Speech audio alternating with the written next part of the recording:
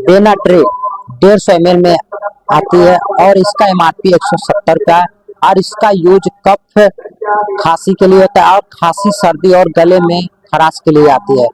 तो इसके कुछ डोजेस जानते हैं। इसके डोजेस एज के हिसाब से दिए जाते हैं। अगर एडल्ट एज है तो इसको 10 ml सुबह शाम दे सकते हैं, सुबह दोपहर शाम भी दे सकते हैं। अगर बच्चे को देना है तो सुबह शाम 5 ml दीजिए और इसको पीने के बाद आधा घंटे तक पानी नहीं पीना चाहिए। और इसके कुछ साइड इफेक्ट जानते हैं। इसके साइड इफेक्ट यही होंगे कि ज्यादा डोज देने की वजह से चक्कर आए या वोमिटिंग आए या वीकनेस आए या नींद ज्यादा है, इसका एक साइड इफेक्ट है। और ये किसी भी मेडिसिन की दुकान पे प्रोवाइड हो सकती है। अगर आपको मेरी वीडियो अच्छी लगे तो चैनल को सब्सक्राइब कर दीजिएगा और वीडियो को लाइक कर दीजिएगा। Benadryl, thank you.